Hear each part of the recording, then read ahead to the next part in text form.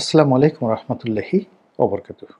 সম্মানিত দর্শক, আজকের দিনে আমাদের দেশে যারা সচেতন নাগরিক রয়েছেন প্রায় সকলের নিকট একেবারে বিষয়টি পরিপূর্ণভাবে পরিষ্কার। আর সেটি হলো আমরা মার্কিন সাম্রাজ্যবাদীদের খপ্পরে পড়েছি। শেখ হাসিনা সম্পর্কে আমাদের অনেক অভিযোগ ছিল। ভারতের কাছে দেশ বিক্রি করে দেয়া, ভারতের তাবেদার হওয়া, দেশের ব্যবসা বাণিজ্য থেকে শুরু করে সকল কিছুতে ভারতের আধিপত্য, এমনকি যদি দীর্ঘমেয়াদে আওয়ামী লীগ ক্ষমতায় থাকে তাহলে বাংলাদেশের পরিণতি সিকিম অথবা হায়দরাবাদের মতো হবে। এ ধরনের প্রচার প্রোপাগান্ডা আওয়ামী লীগ জমানাতে তুঙ্গে ছিল এবং একই সময়ে আমাদের মধ্যে ভয় এবং আতঙ্ক কাজ করেছিল। অর্থাৎ কেবলই মাত্র যে প্রচারণা তুঙ্গে ছিল তা নয়, আমাদের যারা সাধারণ জনগণ তারা আমাদের যে স্বাধীনতা এবং সার্বভৌমত্ব এটি নিয়ে আমরা চিন্তিত ছিলাম। অধিকন্তু ঐতিহাসিকভাবে আমাদের মধ্যে এক ধরনের ভারত বিদ্বেষী মনোভাব রয়ে গেছে। যখন পাকিস্তান হলো এবং ভারত, এই দুটো রাষ্ট্রের মধ্যে পারস্পরিক হানাহানি, বেশ কয়েকটি যুদ্ধ, এবং আমাদের এই অঞ্চলে যেভাবে ইসলামাইজেশন বা মুসলমানদের কৃষ্টি, কালচার, ধর্ম, ইমান এবং একিন, এই বিষয়গুলোকে এমনভাবে প্রচার করা হলো তাতে মনে হলো যে হিন্দুত্ববাদী ভারত।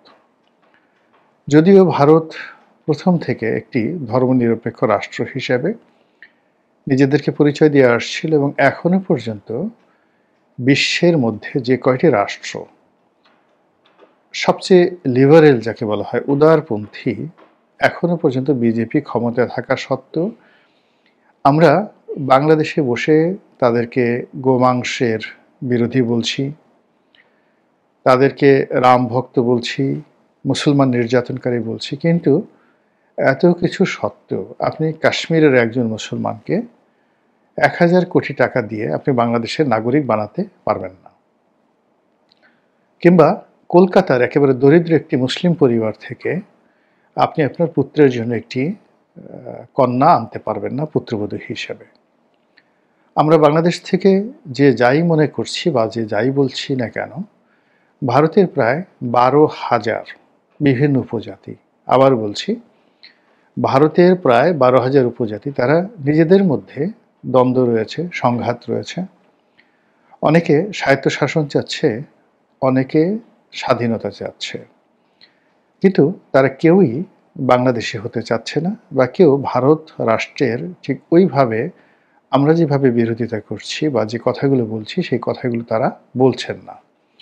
অর্থাৎ যে সকল অঞ্চল স্বাধীনতা চাচ্ছেন বা স্বায়ত্তশাসন চাচ্ছেন, ওটা আঞ্চলিকতার কারণে, কখনো ভূমি বিরোধ নিয়ে, কখনো নদ নদী নিয়ে বা অন্য কোনো সমস্যা নিয়ে, কিন্তু কেবলই মাত্র ধর্মের ভিত্তিতে আমাকে ধর্মকর্ম করতে দিচ্ছেন না, আমাকে জাতিগতভাবে দমন পীড়ন করা হচ্ছে, আমি পাহাড়ি বলে আমাকে ঘৃণা করা হচ্ছে, এই অভিযোগ তুলে কখনো ভারতের কোনো নাগরিক বিচ্ছিন্ন হতে চাচ্ছে না।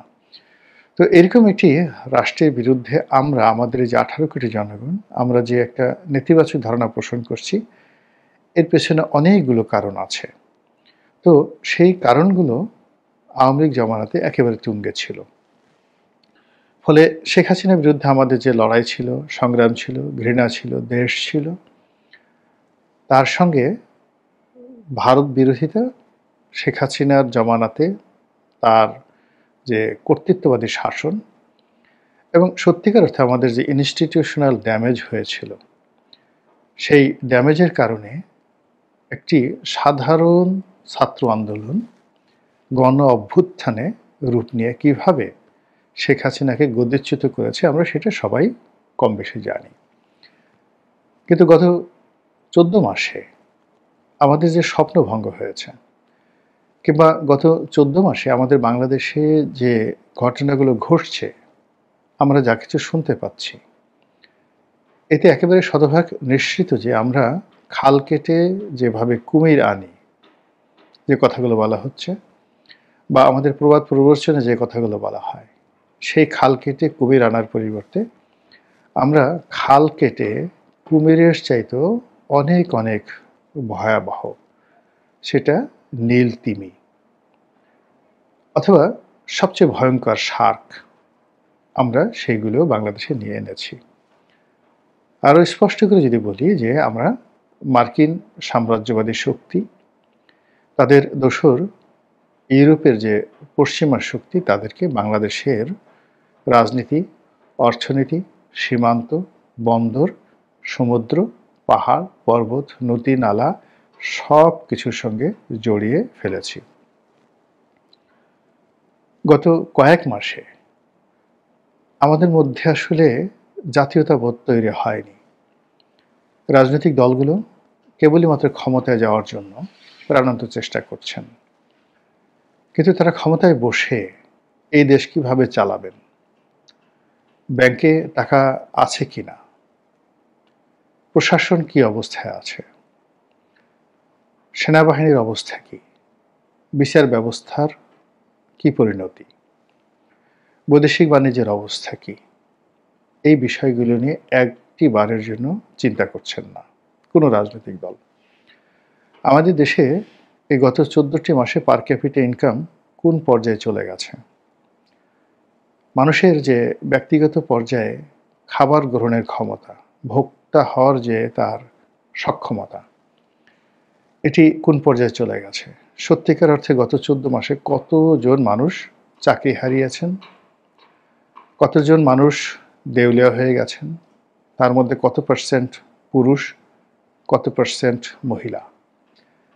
এ সকল বিষয় চিন্তা ভাবনা না করে জামাতের লোক চিন্তা করছে কি করে জিহাদ করা যায়, কি করে শরিয়া আইন প্রতিষ্ঠা করা যায়, কি করে ইসলামী খেলাফত প্রতিষ্ঠা করা যায়, আর বিএনপিকে অপদস্থ করে, অবদমিত করে কি করে নির্বাচনে জয়লাভ করা যায়, এর বাইরে অন্য কোনো চিন্তা নেই। বিএনপির যারা লোকজন তারা চিন্তা করছে ডক্টর মোহাম্মদ ইউনূসকে কনভিন্স করে হোক, তার মাথায় হাত রেখে হোক, তাকে রাজি খুশি করে হোক, আমেরিকার সঙ্গে গোপন সমঝোতা করে হোক, ভারতের সঙ্গে সমঝোতা করে হোক, যে কোনো মূল্যে আগে ক্ষমতা আসতে হবে। আর ক্ষমতা আসার পর বাকি যে সমস্যাগুলো, এই সমস্যাগুলো অলৌকিকভাবে সমাধান হয়ে যাবে। কিন্তু বিএনপি যে প্রাজ্ঞ রাজনৈতিক যারা আছেন, তারা নিঃসন্দেহে জানেন যে এখন দেশ যে একটা গহ্বরের মধ্যে পড়ে গেছে, গর্তের মধ্যে পড়ে গেছে, এবং চারিদিকে যে বিপদ এবং বিপত্তিগুলো অক্টোপাসের মতো পুরো দেশকে আঁকড়ে ধরেছে, সেখানে সবাই সচেতন না হয়ে এবং ঐক্যমত্য না হয়ে কোনো অবস্থাতেই এই দেশের ক্ষমতায় বসা মানেই আত্মহত্যার শামিল। সেটা জামাত বসুক, বিএনপি বসুক, কিংবা এখন যারা ক্ষমতায় আছেন তারা তাদের ক্ষমতা দীর্ঘায়িত করুক। প্রতিটি দিবস, প্রতিটি রজনী তাদের জন্য এতটা ভয়ঙ্কর হয়ে যাচ্ছে, যদি সম্মিলিতভাবে এই সমস্যাগুলো খোলামেলা আলোচনা না করে সমাধান করা না হয়, তাহলে আগামী দিনে দুর্ভিক্ষ, সিভিল ওয়ার, যেটা জনযুদ্ধ বলা হয়, বৈদেশিক শত্রুর আক্রমণ থেকে শুরু করে সামাজিকভাবে মারামারি, কাটাকাটি, হানাহানি, অস্থিরতা, এইগুলো একেবারে অনিবার্য হয়ে পড়বে এবং অনেকটা পড়ে গেছে।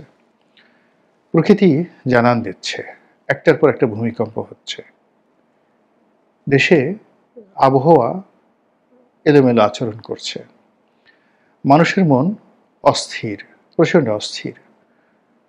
প্রত্যেকটা মানুষের মধ্যে শালীনতাবোধ চলে গেছে, সুস্থ চিন্তা চলে গেছে। মানুষকে অপদস্থ করা, ছোট করা, হৈ-হুল্লোড় করা, অপমান করা, ছোট মানুষকে বড় করা আর বড় মানুষকে ছোট করার যে একটা প্রবৃত্তি, সমাজ ধ্বংসের যে মূল কারণ, যেটা সমাজবিজ্ঞানীরা বলে গেছেন, সেটি বাংলাদেশে প্রবল হয়ে যাচ্ছে।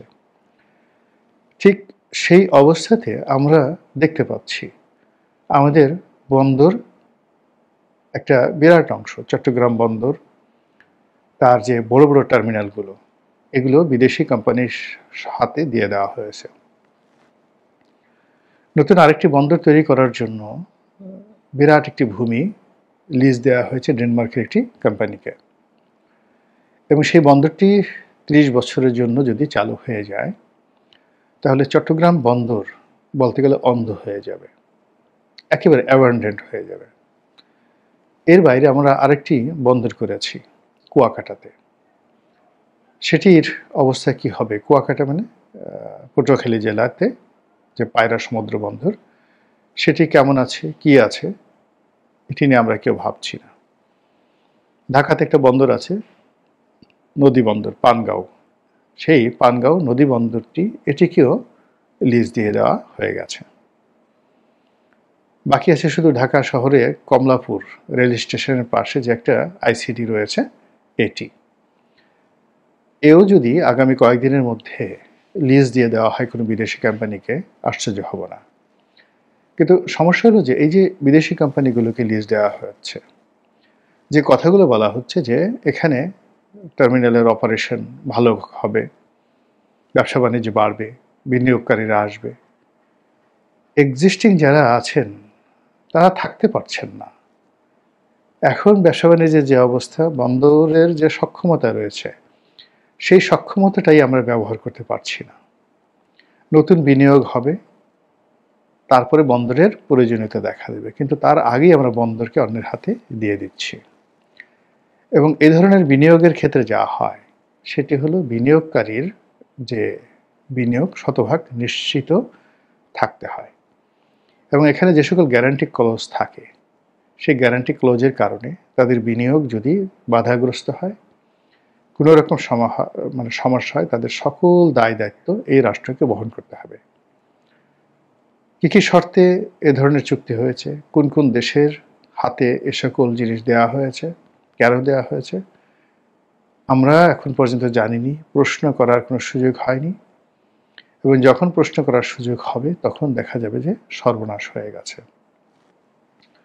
আমাদের পার্বত্য অঞ্চলগুলোতে যে অস্থিরতা চলছে, আমাদের রোহিঙ্গা নিয়ে যে আন্তর্জাতিক চক্রান্ত চলছে, এবং টেকনাফ সীমান্তে, উখিয়া সীমান্তে Myanmar army, Arakan army, Bangladesh সেনাবাহিনী এবং রোহিঙ্গাদের অন্ততপক্ষে 10 থেকে 12টি সশস্ত্র সংগঠন, এদের মধ্যে যে প্রতিনিয়ত যুদ্ধ হচ্ছে, ক্ল্যাশ হচ্ছে, তার সঙ্গে সঙ্গে জাতিসংঘ, আমেরিকা, চীন, ভারত ইত্যাদি যে রাষ্ট্রগুলো, তাদের যে গোয়েন্দা সংস্থাগুলো সেখানে যে অস্থিরতা তৈরি করছে, তার ফলে একেবারে আমাদের যে ফেনী নদীর ওপার থেকে, অর্থাৎ চট্টগ্রাম থেকে শুরু করে টেকনাফ পর্যন্ত বিরাট যে অঞ্চলটি, এই অঞ্চলটির যে ভবিষ্যৎ কোন অবস্থাতে যায় বলা যায় না।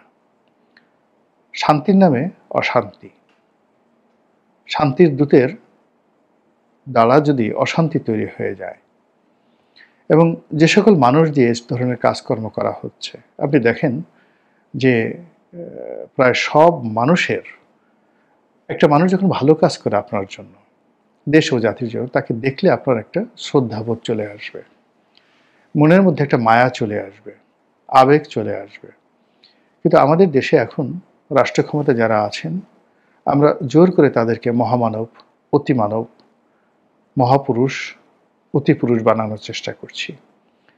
কিন্তু তাদের কথাবার্তা, বডি ল্যাঙ্গুয়েজ, তাদের কাজকর্ম, পোশাক আশাক, অঙ্গভঙ্গি সব কিছুই আমাদের মনে আতঙ্ক তৈরি করে ফেলছে, ভয় তৈরি করে ফেলছে। ফলে এই 14 মাসের মাথায় আমাদেরকে ভাবতে হচ্ছে যে ভারতকে তাড়াতে গিয়ে, শেখ হাসিনাকে তাড়াতে গিয়ে আমরা আসলে আমাদের দেশ কাকে ইজারা দিতে যাচ্ছি, আমাদের দেশের স্বাধীনতা এবং সার্বভৌমত্ব আগামী দিনে কতটা সংরক্ষিত। আমেরিকার মতো একটা বৃহৎ শক্তি বা ইউরোপীয় জাতীয় গোষ্ঠীর যে সাম্রাজ্যবাদী নীতি, যাদের দ্বারা, সেই ইউরোপীয় শক্তি সময়ের দ্বারা আমরা 200 বছর যেভাবে নির্যাতিত এবং নিপীড়িত হয়েছি, যেভাবে পৃথিবীর মাশরিক থেকে মাগরিব পর্যন্ত কৃষ্টি, কালচার, সভ্যতা সংস্কৃতি সব কিছু যেভাবে আমেরিকা তছনছ করে দিয়েছে, কোনো কোনো জায়গায় মানবের যে সভ্যতা, সে সভ্যতার চাকা রীতিমতো